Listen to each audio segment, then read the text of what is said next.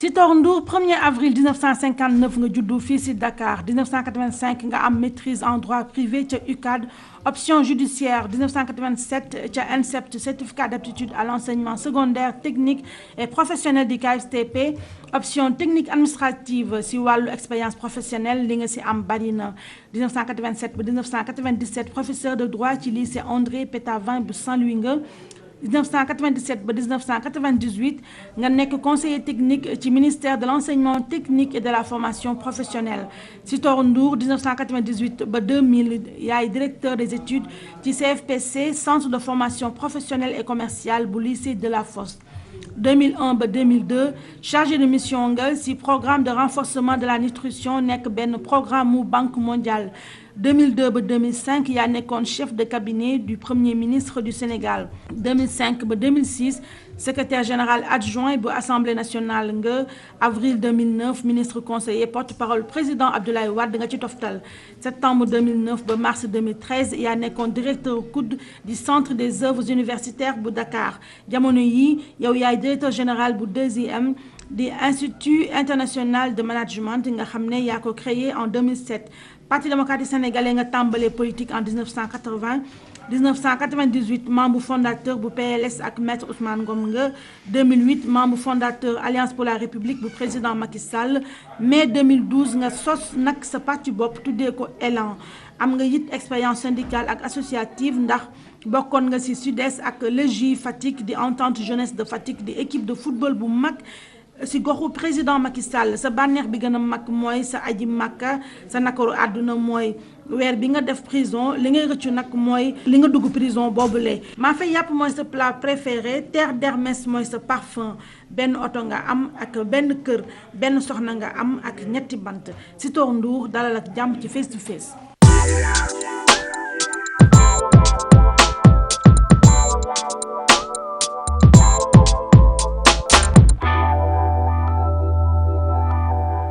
kuuram day neex ba day mel ni 30 minutes 2 heures de temps yi day mel ni 30 minutes en fait on se sent à l'aise dañuy nekk à l'aise bu ñu nekkee ak moom en cours daf ñuy jàngal ensuite après dañ ciy jëlee lu bari daal. mun na joxe cours bi même bu ma révisé wul sax mun naa def kii bi examen parce que loolu li même boo bëggul kii bi boo bëggul xam sax day mel ni day dugal kii bi day dugal matière bi ci sa bopp bi. prof bu baax la ku accessible la ku charismatique la.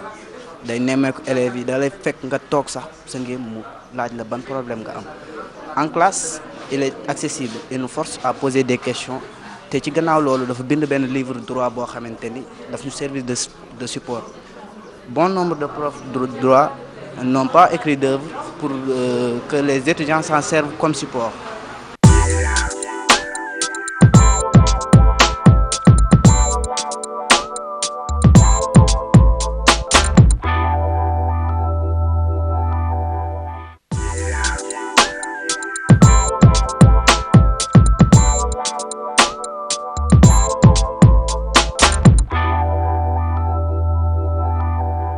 mbokk yi ñu ngi leen nuyu di leen sant di leen jaajëfal ci teewlu bi sunu invité gis ngeen ko ci rubrique précédente bi mooy Sitor Ndour nekk na kilifa bu mag ci réew mi ngeen xam ko lool ràññee ko ndax bokkoon na ci ñi nga xam ne ñooy gën a jege ki fi nekk tey njiitu réew mi di Macky Sall moom bu nekk loon numéro 2 bi soriwul 3e bi ndax yàgg na ànd ak moom ñu bëri ràññee ko kon ci paysage politique bi gannaaw ga mu nekk kon mu delluwaat Parti démocratique sénégalais mais ñu gën ko xàmmee nag ci jiite li nga xam ne mooy centre des œuvres universitaires bu Dakar di COUD aujourd'hui moom mi nga créé parti politique am tuddee ko Élan kon tey ñi nga am nag wax dëgg yàlla mbégte jàkkaarloo ak ki nga xam ne mooy monsieur Sitor Ndour ñu fekk ko nag fii ci këram di Ouest Foire monsieur Ndour ginnaaw bañ la jaajëfalee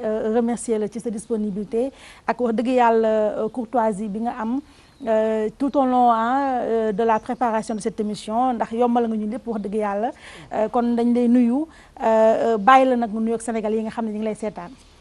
jërëjëf Aïssatou Diop Fall maa ngi lay fay di nuyuwaale sa équipe bi nga àndal ak sénégalais yëpp ñi nga xam ne tey jii ñu ngi toog seen kër di ñu seetaan. voilà alors Sitor Ndour dañuy door émission bi ak li nga xam ne mooy actualité bu chaude bi la concerné ndax sénégalais yi ñi ngi fàttaliku ne fan yi yëpp yaa ngi nekkoon tribunal ak sunu benn nattaango di Bokar Dieng di journaliste bu nekkoon groupe Walfadjri ngeen amoon nag ay jafe-jafe mu yóbbu la tribunal jot nga def sax jot nga tëdd 1 mois et léegi nii nag ñu libéré la waaye libération boobu ci ni ma ko déggee ci presse bi li ko waral mooy sunu naataanga boobu moo la jégal ñu bëggoon nga revenir ci affaire boobu. waaw Aïssatou xam nga ci dundu doomu aadama. nattu daf ciy am. dëgg la. te dama ne kuy politique. nattu yu mel noonu day faral di la dal. yaakaar naa ne depuis 1980 bi ma engagé aux côtés de Maître Abdoulaye Wade. dugg naa ñaar wala ñetti yoon ci grille police. ñu téye ma fa benn bi ba ngoon jot téye ma fa beneen bi ma fanaan fa ba bër set. mais mosuma woon dem ci kanam baaru tribunal.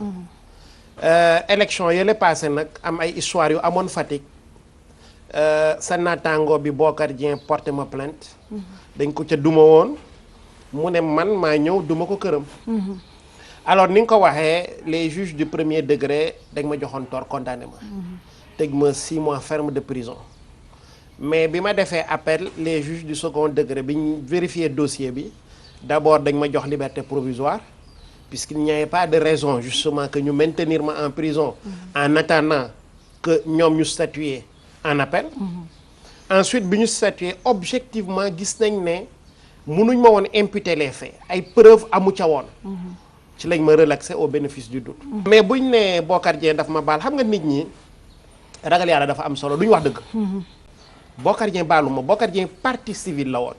ça veut dire que ci procès bi moom li mu doon ut te mu soxal ko mooy ndàmpaay. mais parquet moo ma doon poursuivre man pour coups et blessures. ça c'est le côté pénal. mais moom côté civil bi mu moomoon. bu fekkonte ne daf ma baal. day tëdd këram. du ma laaj dara. mais en fait avocat am dafa sama avocat. ne dama bëgg ñu négocier puisque ñun bëgguñu présent en appel. bëgguñu présent à la barre. raison yi tax nag Bokar bëggatul jàkkaarloog man baar ba moom moo ko xam. mais avocat moo jël initiative woo sama avocat. Bokar ne moom ci opération bi li mu fajoog avocat yi mu fay ak nangam ak nangam 1,5 million la. sama avocat ne ma lool du dara xaalis amul solo jox ko ci laa yëkkatee 1,5 million jox ko Bokar Dieng. jox nga ko déjà. jox naa ko donc ça veut dire que Bokar Dieng bu taxawee ne dama baal Sitor day raconter lu ko neex dëgg nag dafa am solo. kon affaire bi négociation la bëccëg daal moo ci génn affaire jox ma xaalis la ma jox la. nga daal di retirer sa plainte wala nangam yooyu la. non retiré wul plainte sax. jox ma xaalis bi pour que moom partie civile mu bañ a teew ci procès ba la woon est-ce que xam nga li tax ma def ko. waaw. maa ngi fàttaliku ci procès bi à la cour d'appel le procureur général procureur ba fa nekkoon àndaloon ak man ci réquisitoire am dafa newoon man maa ko duma. mais il a été brillant dafa ma ne Sitor yow jour élection ya bi la Bokar sosalee ci ni nga ko waxee ba nga mere ko. boo wonewuloon sa mer bi nga ko mere biir Fatick est-ce que dinañ ko duma. ma ne ko déedéet. mu ne ma kon li nga ko mere wone ko won ko jeunes yi moo tax ñu duma ko d'accord nga loolu ma ne waaw mu ne ko waaw mu ne ma le lien de cause à effet ngi noonu. mu mel ni de ce point de vue rek bu fekkente ne Bocar Dieng subir na préjudice man ça ne me coûte rien de ce point de vue là pour que ma dédommager ko donc looloo waraloon d'ailleurs ma jox ko loolu. waaw mais man nag monsieur Dieng monsieur Ndour man sama problème vraiment mooy affaire xaalis boobu man je comprends pas pourquoi vu que moom procès bi àgg na ba foofu. ba mu constitué wu partie civile. même bu retiré woon plainte am action judiciaire public bi day continuer n'est-ce pas donc en la matière gisuma lu war a tax yow nga nangu joxe 1,5 million surtout agsi ngeen ba foofu te yow mu leer la ne ay preuve amuñu ko. kon quel que soit alpha pour man boo ko waroon dédommagé tamit xëy na nga xaar ba affaire ba dëgg bi génn. bu ñu paree nag diggante nit ak nit nga yëkkati sa 1,5 million jox ko.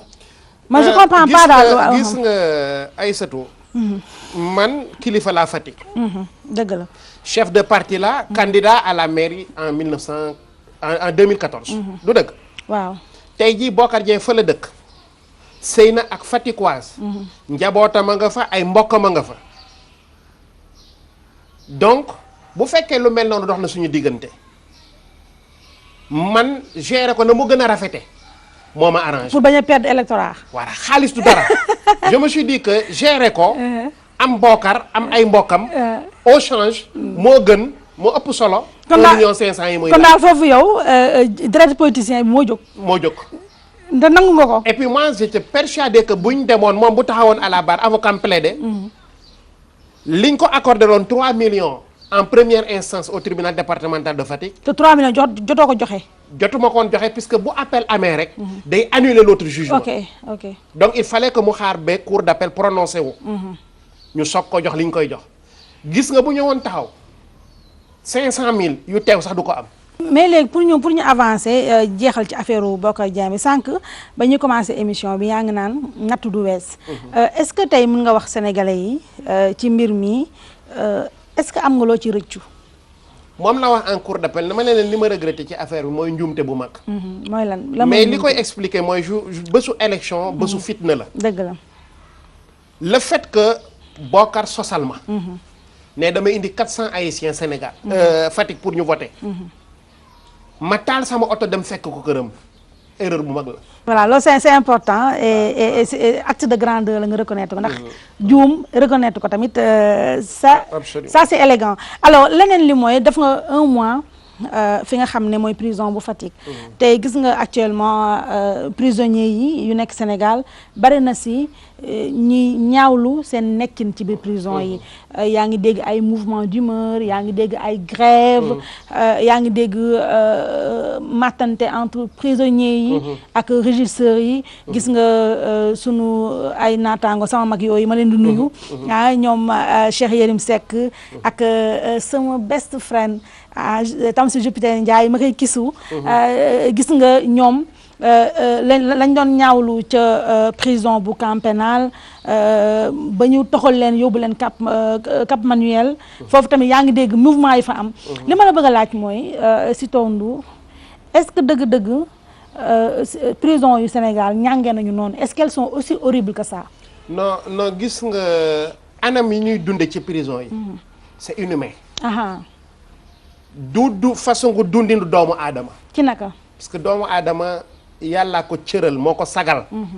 moo def mu gën ci ay mbindeefam. mais prison yi depuis indépendance ba léegi waxuma sax ne c'est le pouvoir actuel. mais li ñuy xaar ñoom ñu def ay jéego yoo xam ne pouvoir yi weesu defuñ ko woon. mais prison yi sonn nañu ñu ngi ci condition yoo xam ne kenn mënu la ko wax. condition yi loo ma ci mën a wax. gis nga li ma lay wax nii nag c'est pas prison Fatick rek. bi ma nekkee prison Fatick dama fa nekkoon ak ñoo xam ne ñu ngi leen transféré jëlee leen Rebeuss indi leen. ñii jëlee leen Mbour indi leen Fatick ñii jëlee leen Thiès indi leen Fatick. chaque jour dama doon discuter ak ñoom ñu may wax yan condition de séjour lañ bàyyi ci prison yooyu. léegi bu ma ko booleeg bu Fatick xam naa à peu près en moyenne prisonniers yi naka la ñuy dundee ci kaso yi. gis nga d'abord néeg yi ñu nekk. néeg yu xat la yuy nuroo ay couloir yu gudd. condition d'éclairage yi doyul te lumière bi dañ koy teel a couper. prisonniers yi dañ leen teg comme ay jaam. da ngay gis ku fa génne ñu libéré la nga am une dent contre la société nga mere réew mi mere autorité yi ba finalement solo prison bi sax prison dañ bëgg nga dem ñu tëj la nga réfléchir xam ne li nga def bon na boo génnee nga changer mais booy génn da ngay meraale mer boo xam ne da ngay bëgg a fayeeku voilà donc moo tax vraiment man ni may ñaan autorité tey yi mooy nañu construire de nouvelles prisons nañuy yokk dégg naa temps yële ñu ne jëlee nañ ko 600 yóbbu ko 1000 francs mais xam nga ne ku gisul ndey gisoo baay bëgg a ndekki bëgg a añ bëgg a reer ci 1000 francs mënta ne. waaw dina doy waar. donc loolu moo logique.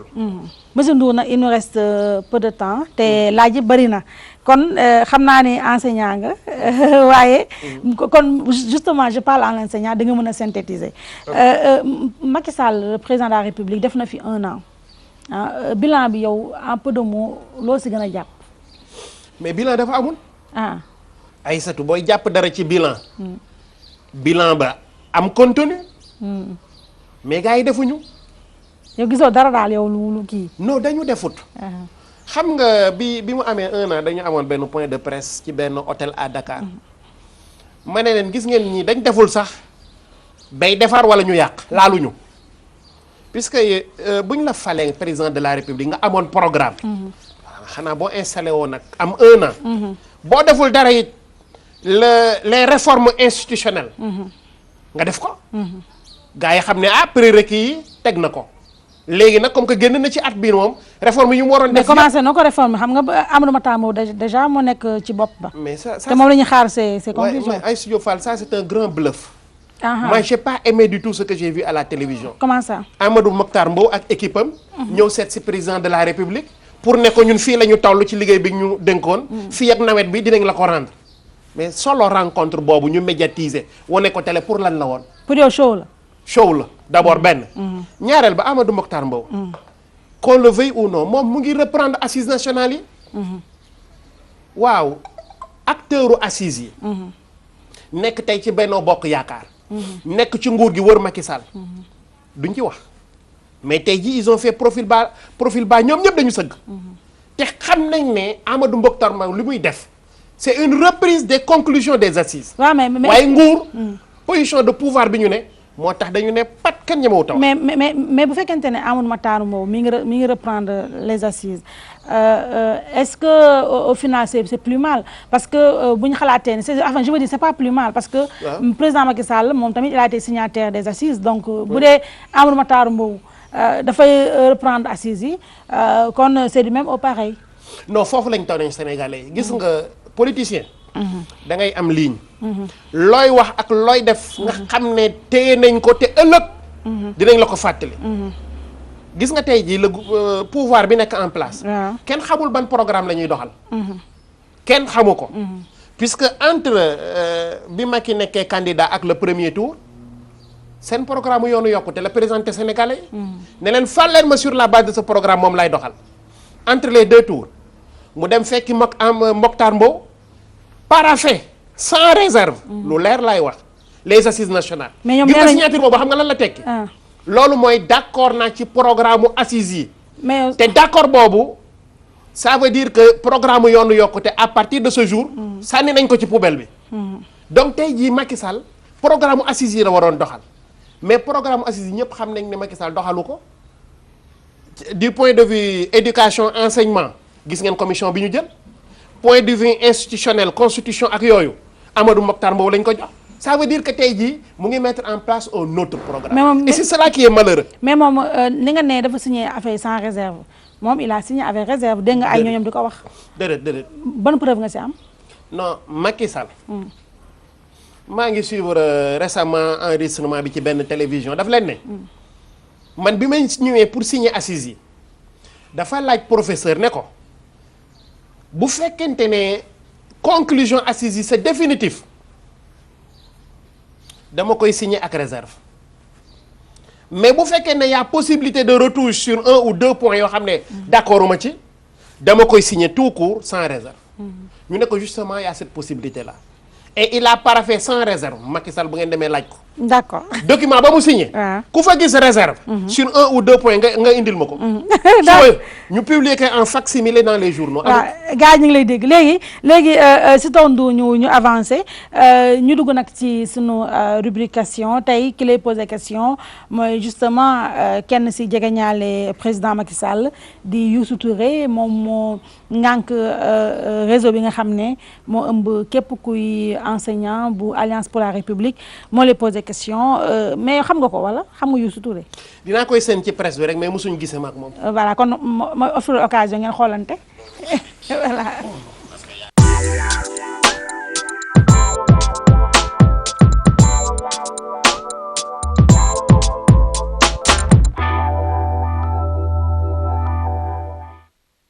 ma ko bëggoon a laaj mooy daal moom nan la gisee valeuru xarit parce que yaakaar naa ne loolu suñu cosaan la suñu diine la xarit yaakaar naa ne dafa am wareef bu nit ki am si xaritam te si lu ma jot a xam man masuma dugg si PDS mais Macky Sall xaritam la woon bu Macky Sall amee jafe-jafe sax ba mu génn def parti moom la defoon coordonnateur nan la def daal ba xaritam boobu affaire àllalu àdduna gënal ko xaritam gënal ko ngor parce que yaakaar naa ne nit ki booy dee da ngay dee si ngor loolu daal maa ngi koy laaj ak fu mu tolloog président Macky maanaam si xalaat ak si waxtaan parce que ay xarit lañ ñoo doon ànd guddeeg bëccëg mu jël ko teg ko fu kowe te wax dëgg yàlla wor moom xamaluñ ko gor ñaareel bi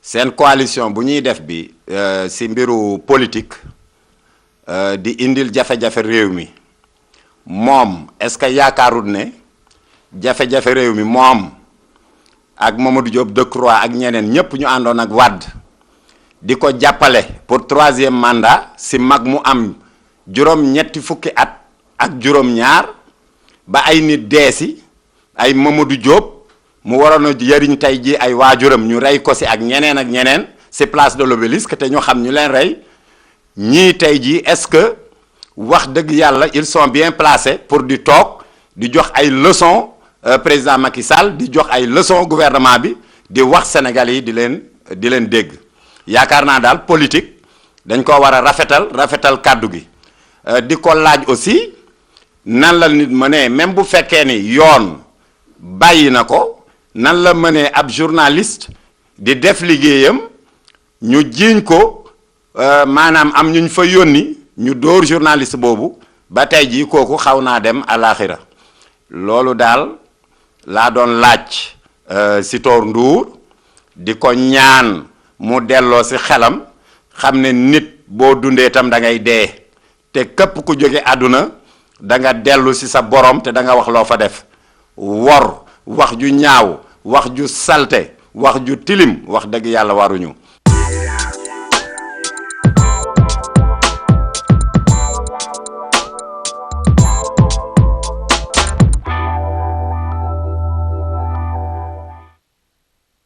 xool nga ba pare.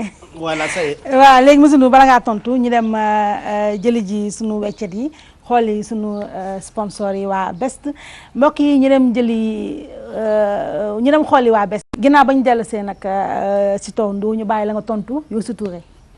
gis nga mbir mi sama digganteeg Macky Sall dama ci wax a wax ba dama ci sonn sax man sama bopp. nee na est-ce que loolu jaroon na ma bàyyi Macky Sall dem ci Ablaye Wade. mais Youssou Touré dafa xamul ne bi may bàyyi Ablaye Wade di ànd ak Macky Sall Ablaye Wade tooñu ma woon Macky Sall laa doon jàppale ndax mu wóolu ma xam ne dañ ko tooñ ma bàyyi pouvoir ànd ak moom ci opposition créé ji parti politique dama ne en 98 may militer Saint-Louis nekk fa professeur nekk adjoint Ousmane Ngom mu nekk numéro 2 du PDS bañ ko comploter ba génne ko PDS mais dama bàyyi PDS ànd ak moom ñu dem sosi parti te foofu intérêt nekk ko fa woon te nekkoon PDS bi nga xam ne amoon na avancé ci biir réew mi moo gënoon nga dem recommencer à zéro te dama ko def pour un problème de justice kon nag bu ma bàyyee position à l'Assemblée nationale boo xam ne sama salaire ak salaire yu député yi benn la woon ak plein d'avantages puisque dama ko bàyyi en réalité li nit ñi waxul mooy bi ñu dàqee Macky dàquñu ma man dama démissionné puisque dañu ñëw fekk si ma ne ma da ngeen di dem taxawal yi parti bu bees dégg nañ ko yow nag on veut te maintenir yàgg nga PDS góor gi respecté na la dañu bëgg nga toog bul ànd ak moom libre à toi bu fekkee ànd nga ak moom nag duñ la maintenir fii dañ lay fi yëkkati ma ne leen kon te dinaa fi jóg gis ngeen ko récemment ci benn documentaire bu jàll à la RTS buñ doon wane la vie de Macky Sall bés ba ñuy lancé parti APR bii nekk au pouvoir tey man maa nekkoon MC bi microcentral bi man la woon maa nekkoon maître de cérémonie xam nga kooku nëbbuwul dama dellu si dans la semaine ñu jox ma décision ma ne leen ndokk amatuma fi dara dal di génn dem sama yoon loolu dama démissionné te pouvoir laa bàyyi dem créer ji waat beneen parti d'opposition recommencer à zéro d'accord kon nag ana wor gi d'accord léegi beneen question pour ñu avancer beneen question bu mu la laaj mooy seen coalition boobu bi nga créé ak ñoom Mamou Cissé mooy IRP su ma jumulee ñoom Mamou Cissé ñoom Decroix est-ce que da ngeen war a continuer di opposer wu est-ce que du ngeen war a opposition ak pouvoir war leen toog waxtaan oui bon coalition boobu ñaari mbir moo ci ne balaa may agsi ci waxtaan wi dañu def une première activité bokk ko ak PDS muy marche bu mag bi nga xam ne def nañ ko fi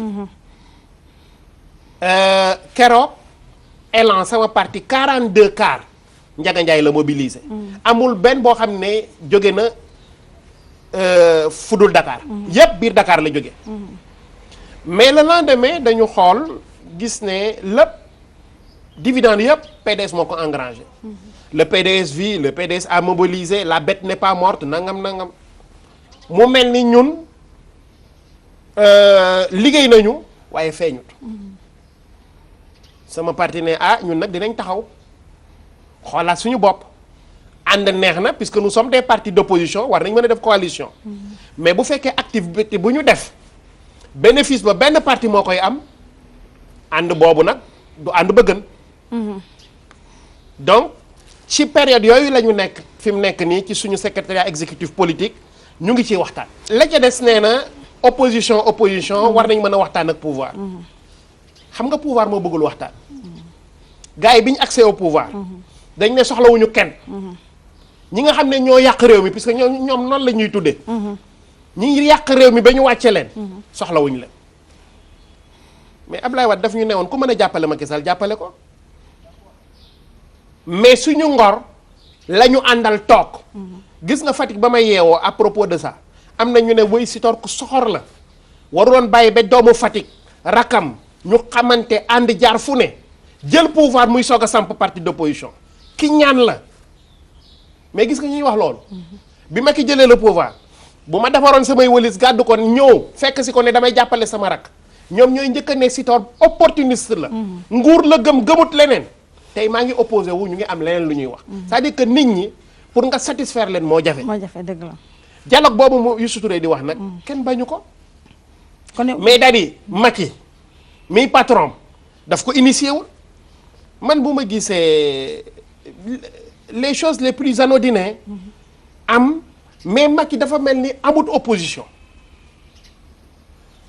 mën na am sax une petite cérémonie protocolaire de rien du tout mu am ay gan di offrir fii un dîner wala nangam ak nangam mais lan moo koy empêcher mu jël 6 cartons d'invitation envoyé ko à 6 partis d'opposition bu ëllëgee mu invité yeneen partis d'opposition mu nekk une occasion boo xam ne dinañ man sax même bu dul dara ñu séenante mettre en place les conditions d'un dialogue mais boo yoree pouvoir téye sa bopp waa opposition mënul nul téye seen bopp puisque ku jéem a def initiative rek ñu ne nguur gaa ko yóbbu léegi pour terminer ci question Youssou Touré ñu mën a dox ci émission bi yaa Macky Sall yéen a ngi déggoo est-ce que connexion mi ngi dox wala non déggoowuñu waxtaanuñu gisewuñu bu ma waxee sénégalais yi ne keroog ba ma jógee ci salon Macky Sall jébbal ko sama lettre de démission ba fi may wax ak yow nii tey waxuñu téléphone gisewuñu séenantewuñu mbooloo sax cérémonie mu nekk ca ma nekk ca amut. d'accord léegi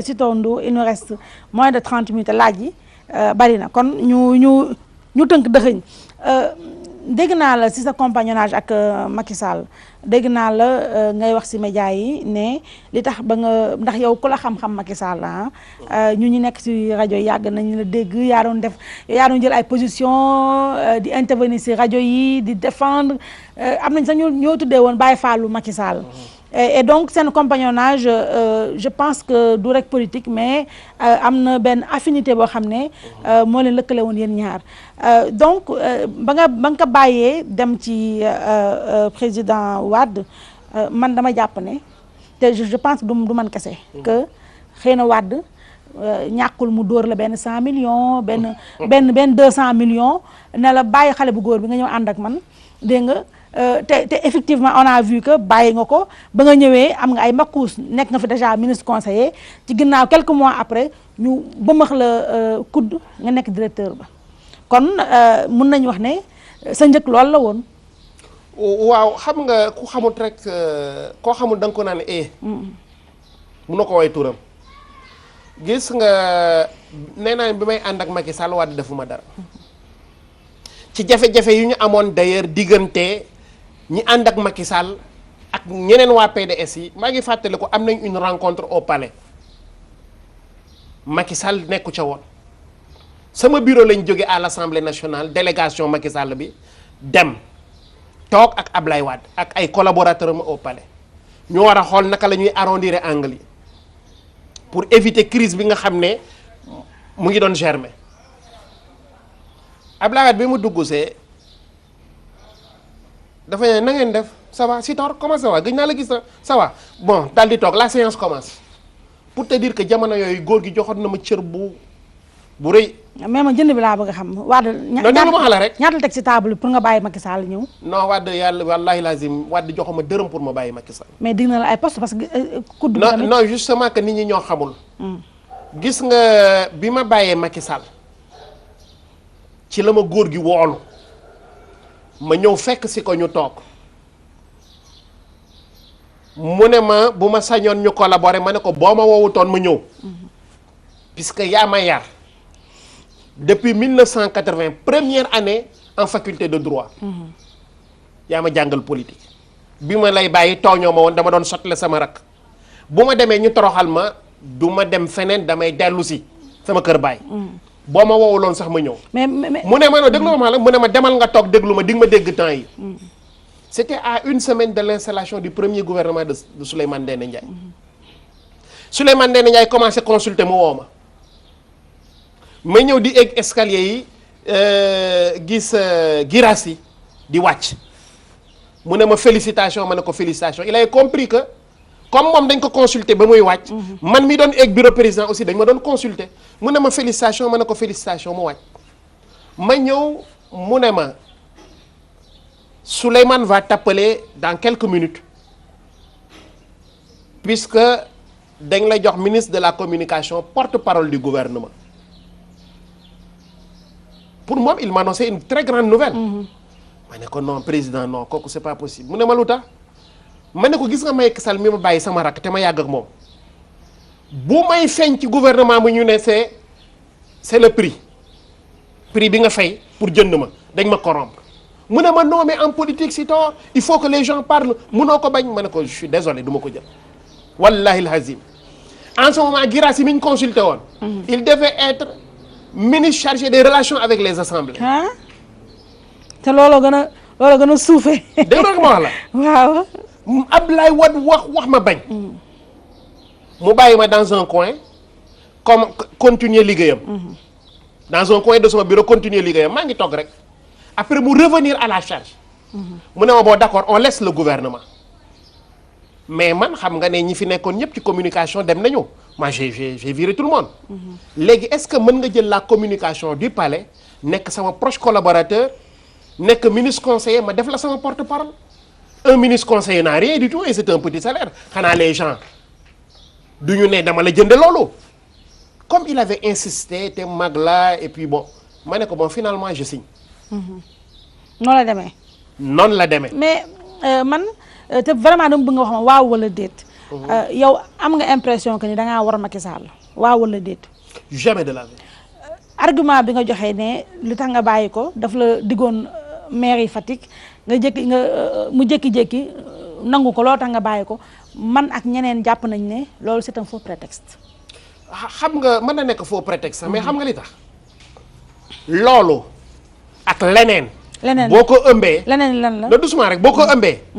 day joxe manque de considération te man du ma ànd ak ku ma xeex. waaw jox ma leneen en 30 secondes. xam nga leneen li mooy lan. mooy lan.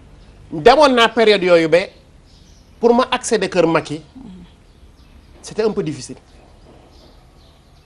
Macky am ay xarit yu bees yu ko jege seq ko. comme kan. bari nañu tey jii ñoom Mor Ngom ñoom Mahmoud Saleh ak ñeneen ak ñeneen.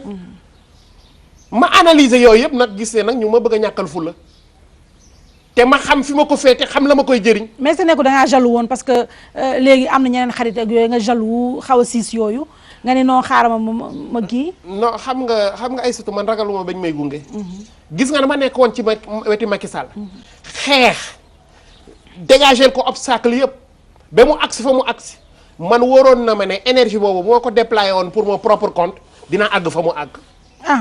alors leneen li mooy aujourd'hui nga gis ne président Macky Sall sa xarit bi yéegi na nekk président ñooñu ngay tudd ay ñoom Mor Ngom ñoom Mahmoud Saleh tey fi ñu toll nii ñu ngi ci bakkane yu baax yooyu nekk pare est-ce que waaw wala déet ba tey ci yi mooy question réponse est-ce que Sitor Ndour amuloo benn pincement au cœur sa xol xaw kii yooyu pincé wu di gàncax nga ni su ma muñoon toog tuuti rek ay beurre yu neex yi yeeg yooyu naa ciy jot. dëgg-dëgg rek entre nous.